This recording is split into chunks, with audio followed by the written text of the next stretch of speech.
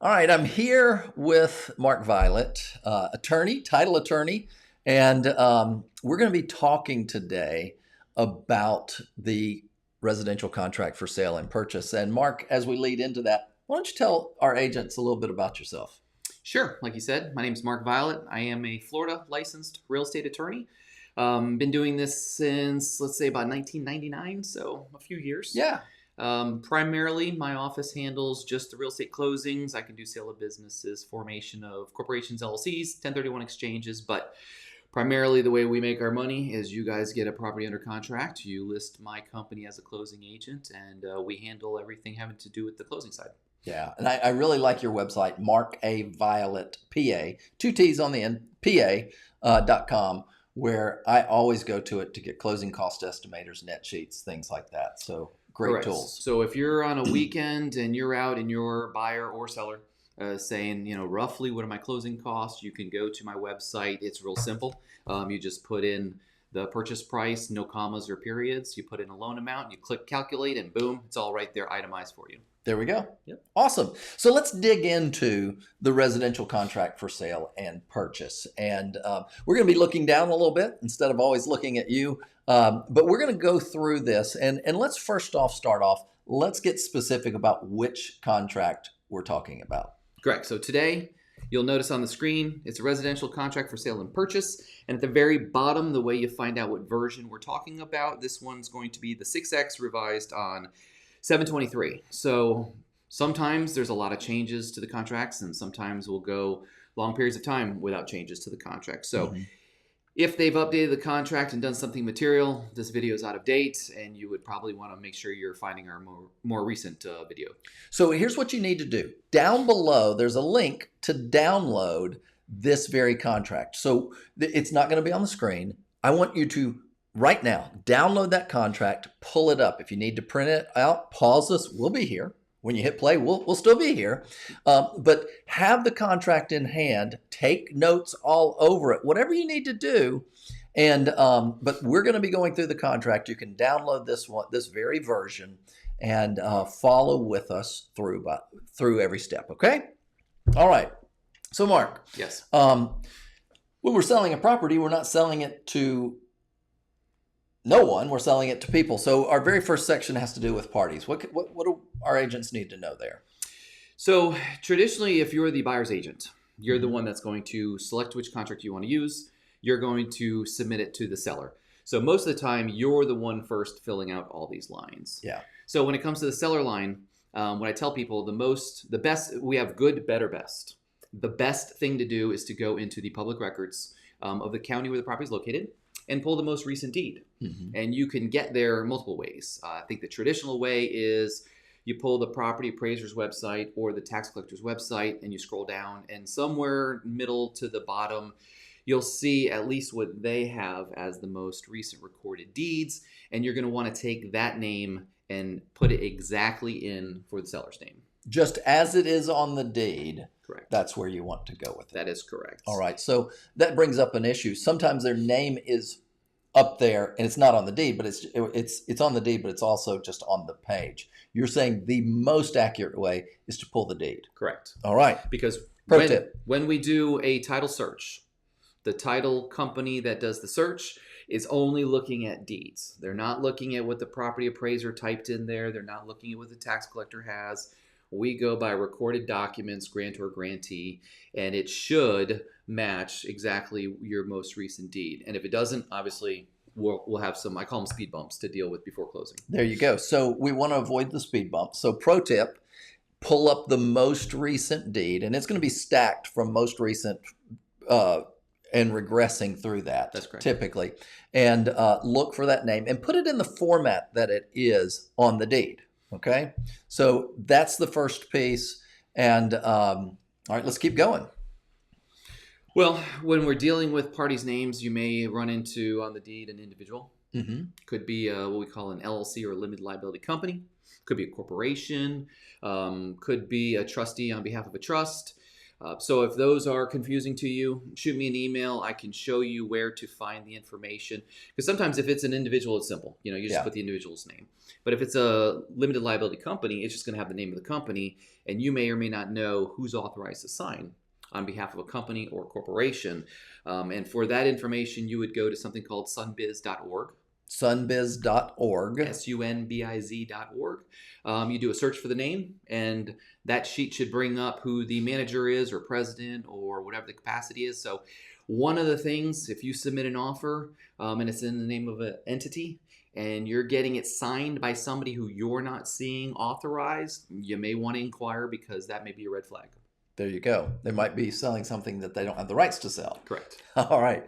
So very important from the seller standpoint, put that information from the deed. Make sure if it, as he said, if it's a corporation or some other entity, go to sunbiz.org, do that search, and make sure that that representative is there. Now, as far as the buyer, so that's our due diligence. We're looking in there. We're finding that. Now, we're sitting across from the buyer. What question do we need to ask them in terms of how do you want the buyer name to be represented? Yeah, in our area, the most common thing that we get is somebody comes down on vacation, may or may not plan on putting in a contract, and then it comes contract time and they say, I don't know if I'm going to put it in my individual name, into my trust name, or in maybe a company that I'm going to form.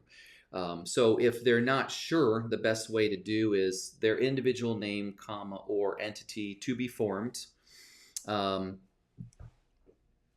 Usually what the agent has is, okay, well, I'm talking to John Doe.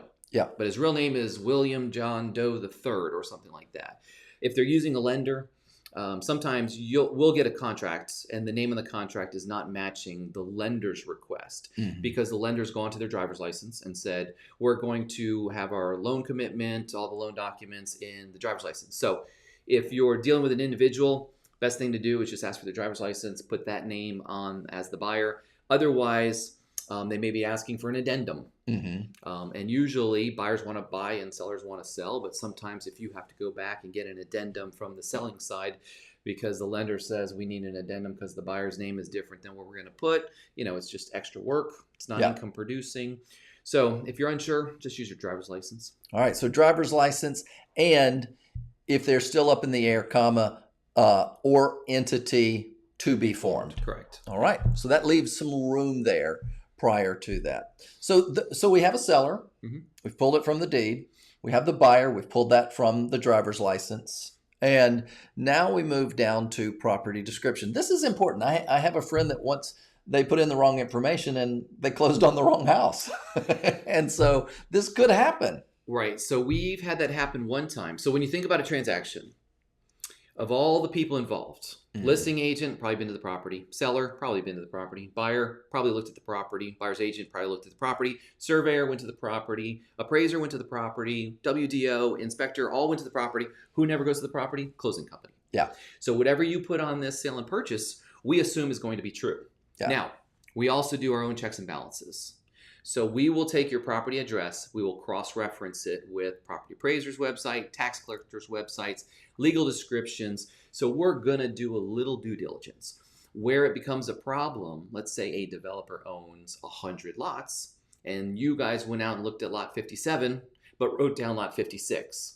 When we do a title search, it's going to say, hey, that seller owns lot 56, and we're not going to know you meant 57 when you put 56 on a contract. Yeah. So when you're dealing with developers or a seller that owns multiple properties, somehow do some due diligence to verify you're putting the right address down. Otherwise, that can happen. And it was on a new construction home in a developing subdivision. So there you go. Yep.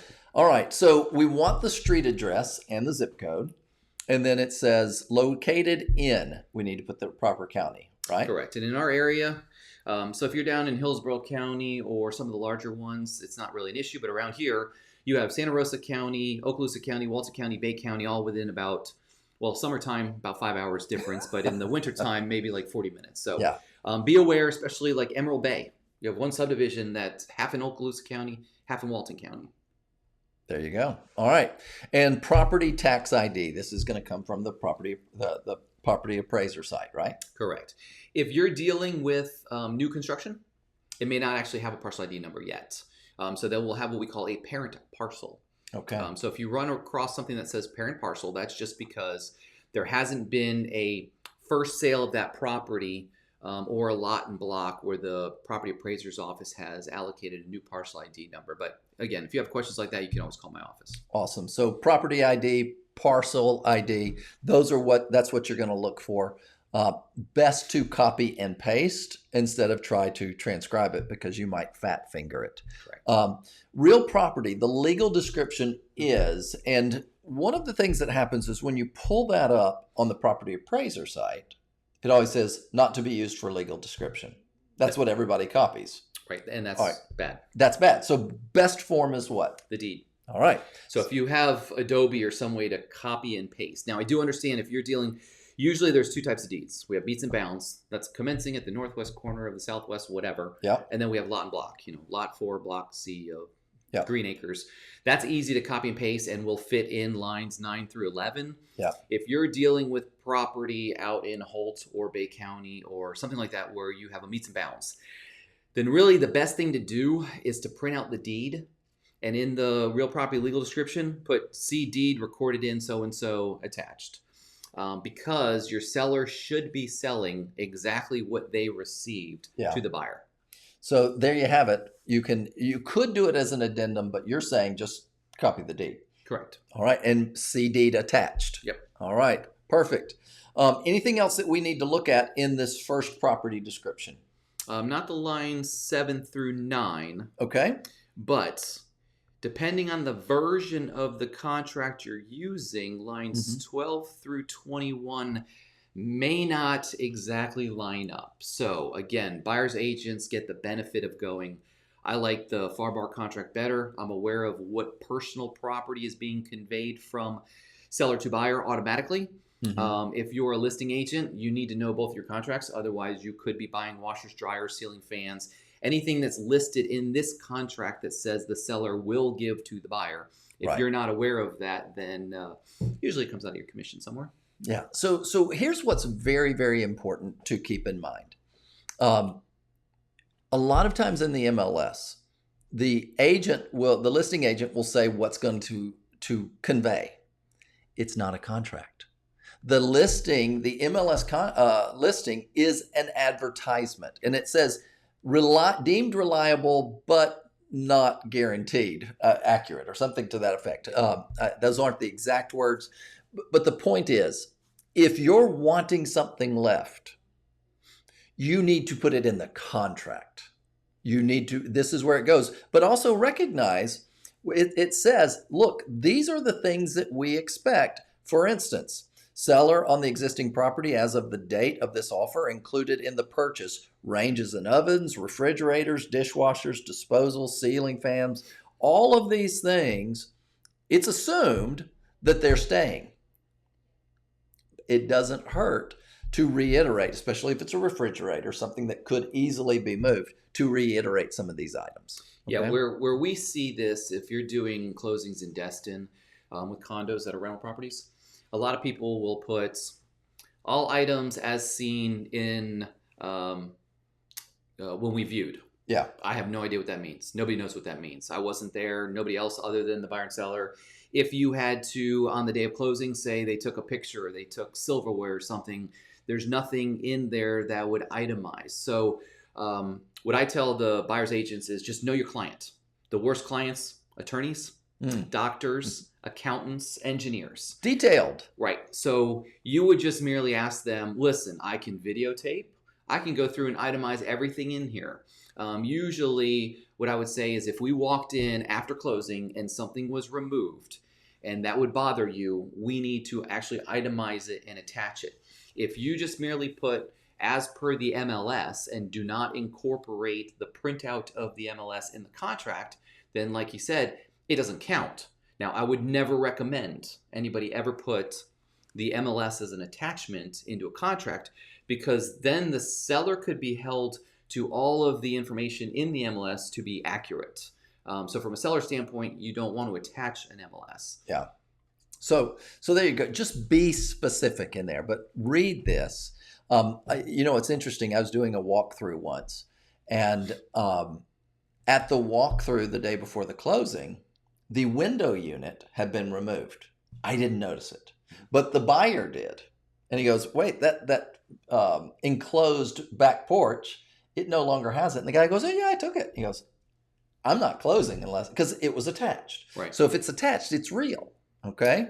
Things just got real when you attach things. So it had to be back there. And yes, sure enough, we got that back in before we closed. So line 12 will say fixtures, and basically a fixture is anything that's attached. Yeah. We did have a closing. Yep. Where when the new LCD big screen TVs came out, it was an 80-inch TV, but it wasn't attached. You lift it up and you put it on a bracket. Nothing was screwed in, nothing was attached. You could just lift the TV off. And of course, the seller took it with them, and the buyer calls up and says, the seller took my TV. And from an attorney standpoint, I know what the rule is, but usually when I'm doing a closing, I'm not representing a buyer or seller, so I can't give legal advice. Right. I do represent my agents. So I called the agent. I said, listen, did they have to unscrew anything to remove the TV?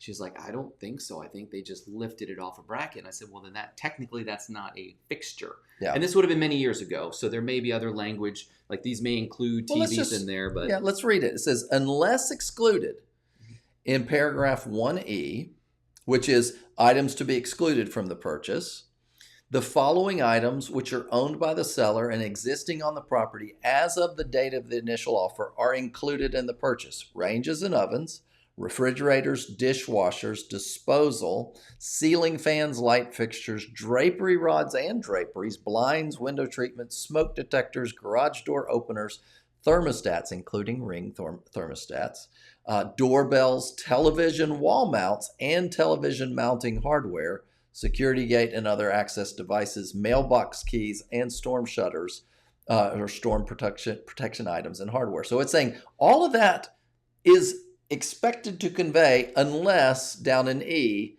it's excluded from the purchase. So you'll notice the language does say television wall mounts, so not television, and television mounting hardware. So I guess in that scenario, the seller would have an argument to say, it doesn't include my television that I just lifted off the wall mount. Now, that's right. I think the logic is to remove a wall mount or hardware, you're putting holes in the wall that need to be patched and things like that. So the mounting part is a fixture. Well, and also from this standpoint, just thinking through this, if the buyer does not want that wall mount, you would want to remove, excluding the wall mount and repairing damage to walls. Right. Because they might not want to put their TV there and have to repair that. So that's something to consider. All right. So personal property that they are wanting included, speak now or forever hold your peace. Right. So for listing agents, a lot of times you may be nervous at a listing. Let's say you're doing a house inside Kelly Plantation. They may have in their foyer like a heirloom, like a chandelier heirloom. And of course, they're not thinking, oh, I need to exclude that. Yeah. And everybody forgets until closing time comes around. And then the seller says, oh, by the way, it's a family heirloom. I'm taking it with me. And that's when people, likely for the first time, read the contract. So if you're a listing agent, I always recommend you have a folder with questions. One of the questions would be, are we removing any of these items? That way, when a contract comes in, you may not be super busy today or tomorrow, but at some point you will have 5 or 6 or 10 closings going on at the same time. You'll lose track of whose properties and who said what to exclude. So have a checklist, put it in there. When an offer comes in, you go through your checklist and boom, you don't miss it. So, and another piece in this, when you're working with your sellers, I had a buyer. We went into a house in the MLS. It says antique front door not to convey. Well, part of the charm of the house was the antique front door. And we were like, oh no, we're putting in an offer for the door to stay. Well, the kids wanted the door, but the buyers wanted the door. So if you were the listing agent, you should have said, okay, you want this front door? Before we go live, let's go down to the Lowe's or Home Depot, replace the front door and sell it that way. Because once people see it, they're going to want it. So if it's that chandelier, that front door, something that's attached, go ahead and get it out of there before you go live, because I guarantee you, if you say you can't have this, Or put in the agent remarks that the door does not convey. yeah. Something like that. But if it's attached, it becomes negotiable. Just it's better to remove the temptation from that. But if you put it in there, just know you may still be negotiating over that. Right. That would be my point. So items to exclude. So I'm the buyer. Mhm. We're writing up the contract. I'm wanting them to get rid of. What are common things that we want the seller to exclude from this? Well, that's The following items, we're down to 24. Item 24 now. Well, hold on a second, Yeah. because with line 23, if a buyer's using a lender, this comes up, especially when we're dealing with condos. So even though the contract clearly states that any items left have no contributory value and shall be left solely for the buyer, if for some reason you guys decide that the seller is going to leave the furniture and assign a dollar amount to it, here's what happens. If the sales price was $500 and the furniture said $10,000, the lender is going to say we can only loan $490,000. So they're going to do 80% of $490, and the buyer's going to have to bring $10,000 cash plus their 20%, which could kill a deal.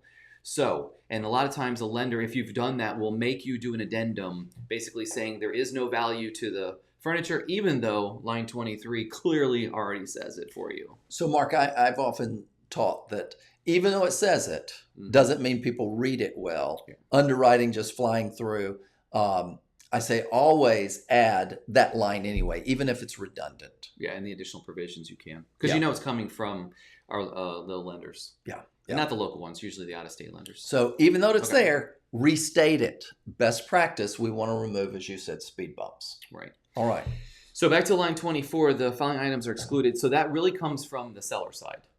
Okay. So the buyer, for the most part, should be made aware of these items. Like I said, they should be in the agent remarks by the listing agent. Yeah. And I don't know, sometimes it's pool furniture, or like I said, family heirlooms, or we don't really see a whole lot in there. Sometimes maybe the washer dryer, if the washer dryer ranges usually don't, they don't take them. They don't typically take it. So I would see it two ways. One is they've already made it very, very clear that the washing machines are not conveying. You would put that in there. Or from the buyer side, there's a mosquito trap of an old above ground pool and you want it out of there, or an old broken down she shed that you want out of there. That's where you would write in here, this to be removed prior to closing. So it may be the buyer wants something carted off, hauled off, that's on the property. It's another way of looking at it. Yeah. So two ways to look at that. We already are acknowledging this isn't conveying, and they've already told us they're taking it with them. Put it in the paperwork so there's no arguments on the last day, or there's something that you do want removed from that. Yeah, and I would say if you're a buyer wanting something removed, I would put a date that it has to be removed by. That way, you're not getting from the seller, oh yeah, we're gonna do it tomorrow. Well, we have before closing to do it, so you don't worry, and then you show up and it's still there. Yeah. So good point. Yeah. Specificity. The law likes specificity, doesn't It it? just makes it black and white. Yeah. All right. Anything else we need to look at in section 1?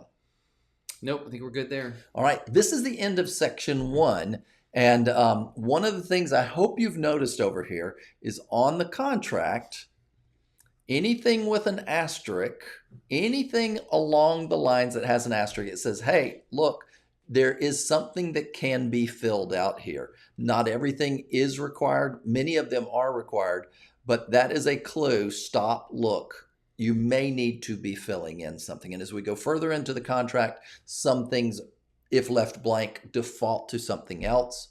And we'll talk about that later. But And one last thing. yes. What I recommend is you leave no lines blank. So if, I agree. let's say somebody says other personal property included in this purchase and everybody says there is nothing, then you need to handwrite in NA, because what happens from the buyer standpoint, you submit an offer with a blank line, a seller will fill that in. You may miss it. If you put NA, they have to cross through it, then handwrite what they want, and then initial next to it, much easier to see. Yes. And look, don't think that people won't try to pull fast ones on you. So everything NA something, make sure they would have to be very, very overt, and then you got them, right? All right, so that's the end of section 1, and there you go.